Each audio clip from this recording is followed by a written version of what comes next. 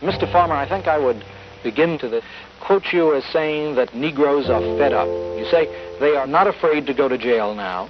They wear jail sentences as badges of honor, not even being afraid of being shot. These people aren't going to stop. We are not going to stop until we have the right to enter any place which serves the public. We are not going to stop until the bigots of the South and the North no longer challenge a man's right to live simply because he is asking for the rights which the Constitution says are his. We are not going to stop in a word until America becomes America for all people.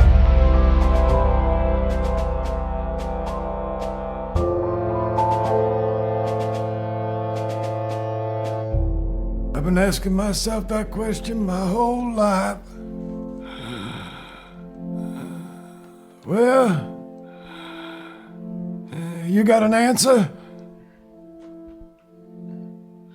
Sir? No, I thought it was a rhetorical question. A what? A rhetorical question. I was waiting for you to, keep saying what you were gonna say. Oh, speak up, son.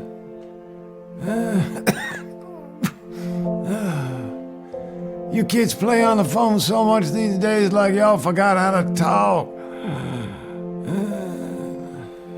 I ask you again. Do you know anything about regret? I was saying that... Never mind. No, I don't. You don't know regret? Then my grandson was wrong. You're not cut out to tell my story. You're right, Mr. Wilcox. I'll leave.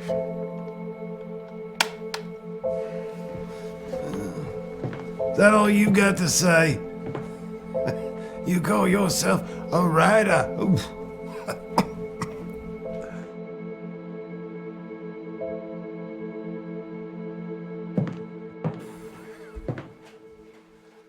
I'm a writer, but I can't take the heat.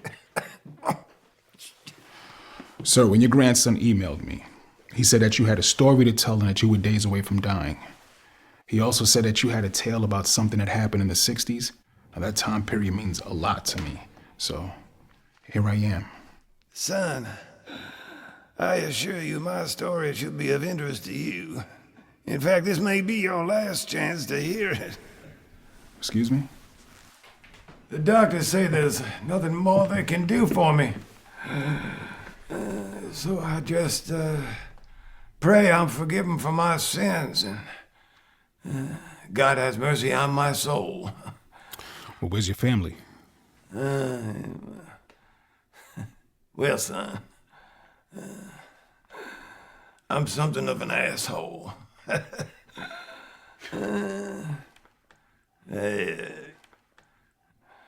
My family's at my granddaughter's graduation. I didn't want them to miss it on my account. I promised her I'd make it. But, you know the old story. Tell God your plans and make them laugh.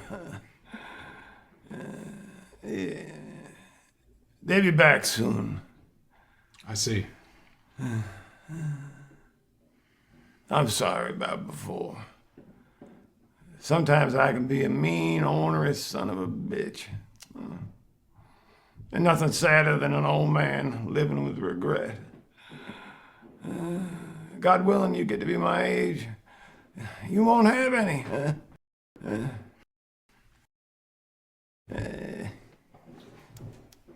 You seem like a good kid.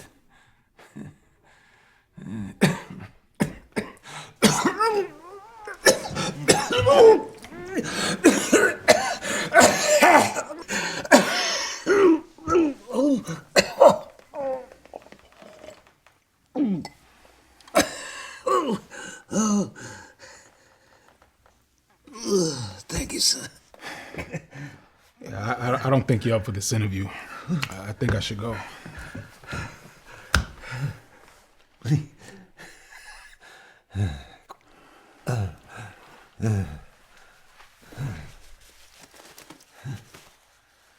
Here you go. Thank you, son. I think I'll stay a bit longer.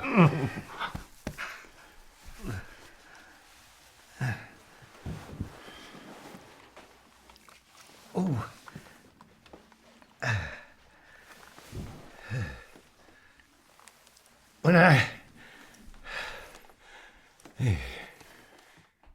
When I told my grandson about what happened that night, he said you could help me. I thought you was too young. How old are you anyway? 28. My God. I was around your age when it happened.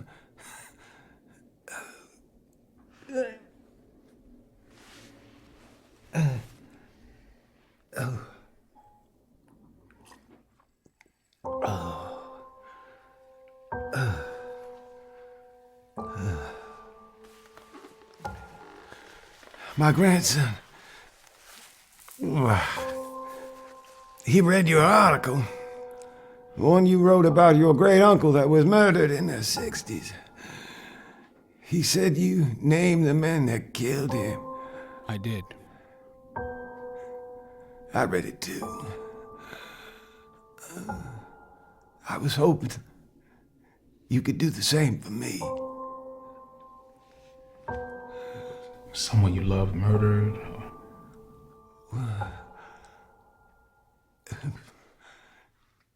In the drawer.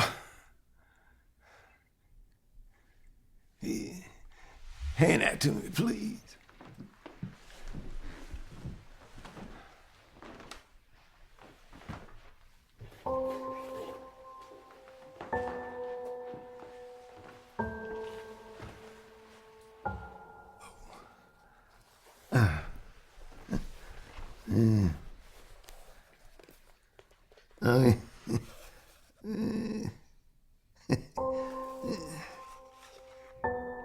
This is me. When I was your age, I thought I knew it all.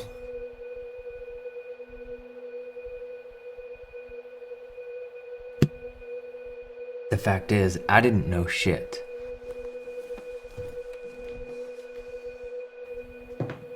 I wasn't a good person.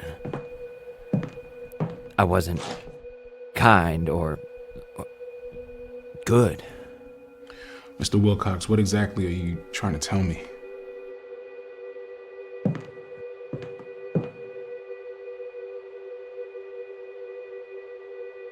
Love is a wonderful thing. It can change a man. It changed me.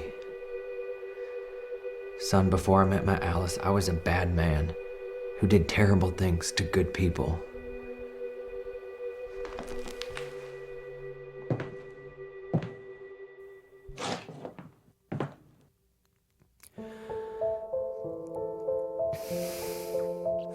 In the 60s,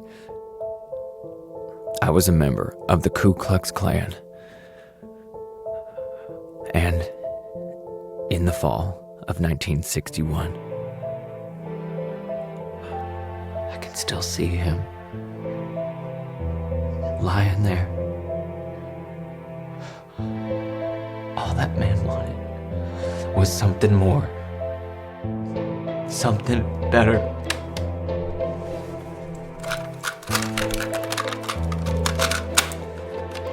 Tell me what happened, Wilbur. Tell me. I kept telling him he didn't need to die. What are you saying? I took part in the murder of freedom rider James Raffy.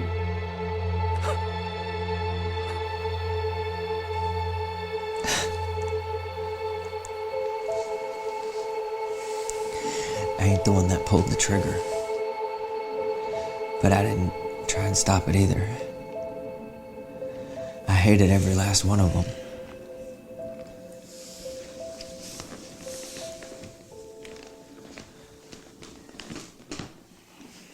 They was trying to change everything.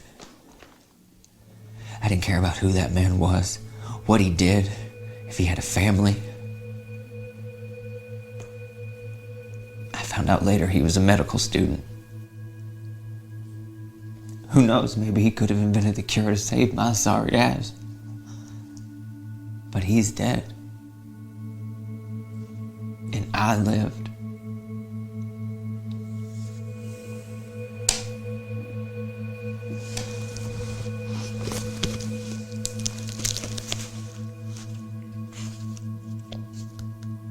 It was Alice. She changed me. She gave me so much love. I felt it every second of the day. Because of her, I had such a rich life. I was never the same. Do you believe in forgiveness? Well, yeah. Okay, so I get it now. You're calling me here because you're dying and you want atonement for all the evil things you've done. Typical. Son. No, matter of fact, I don't even think I'm the right person to tell your story.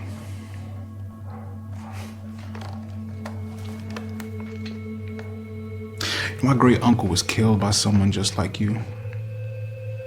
Cowards. Ignorant cowards. He left behind a wife and 6...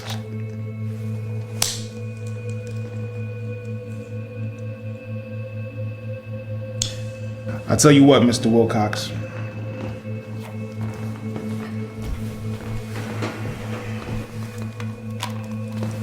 Give me the names of those men, and I guarantee you I will get justice. I want the family of James Raffy to finally have some peace. I did hope you change and that you're sorry for taking that man's life.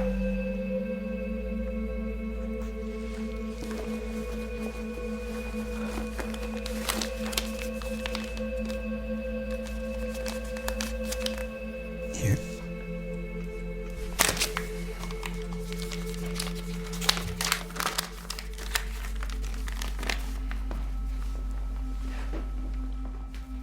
You know, I sincerely hope you rot in hell.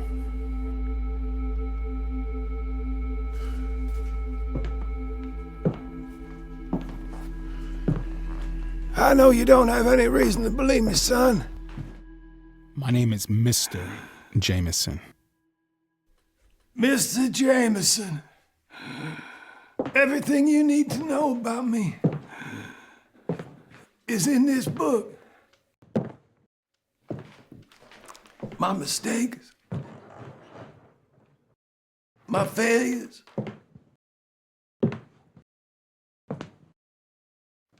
my redemption. When they ask you, who told you about what happened to James Raffy, you tell them who I am. You tell them who I was.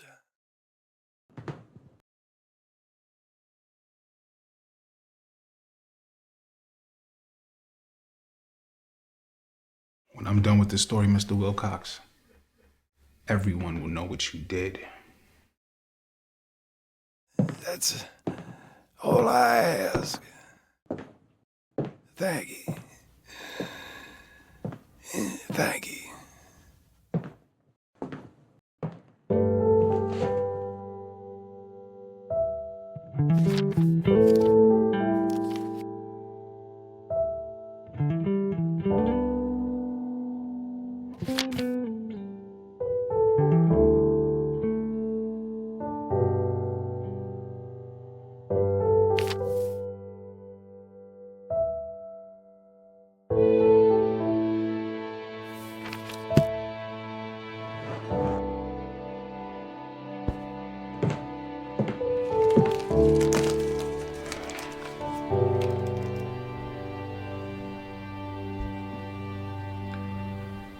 David Rothbaker, Russ Palmer, Wilbur Wilcox. The men responsible for the murder of James Raffi. Grandma! Come on! Oh, I'm sorry about that, brother. I didn't mean to. Thanks. Steve Jameson. Yes. Hi, my name is Eric. I'm a huge fan of yours. I'm sorry, who? I'm Eric, the guy who actually contacted you about interviewing my grandfather. Wait, what was your grandfather? Yes, he is. Well, Eric, I'm not quite so sure how to go about telling the story, man. What do you mean? I mean, I know it's a lot of work. Trust me, I do. I could only imagine the man he once was, but I know the man he is today. I'm not trying to sit here and make any excuses for anybody, but I just want the world to know that change, real change, is possible. Grandma, I want to introduce you to somebody. Wait, you're Alice? Why, yes, I certainly am. Grandma, this is actually the writer from the Tribune. He finished talking to Grandpa not too long ago. Well, darling, you don't have to tell me that, because by the look on your face, you have spoken to my husband. Did he give you the names of those men? And the photo album? Thank you, Jesus. My husband thinks that if he shows the world that he can change, others will try to change as well. Did he tell you that? Yes. Everything we've had to face, and all that we have been through, the good and the bad, I just don't think anything will change how I feel. But the world may respond differently, and I'm okay with that. I want to thank you for helping him. I think this will bring him peace. At least I hope so.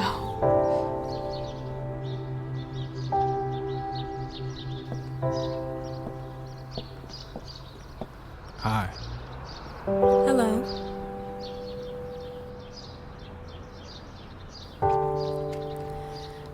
Alicia Wilcox. Steve Jameson. Pleasure. You're the reporter. Congratulations. I hear today's your graduation day. Thank you. You know, it's because of my grandfather that I was even able to go to college. He paid for my education and encouraged me every step of the way. I don't know how I'm supposed to feel about all this. His past. Should I feel anger, resentment, hatred, or rage? Or wonder what people will think of me? I'm here to say goodbye to the grandfather I once knew. Not the man he once was. Alicia, come on. Excuse me.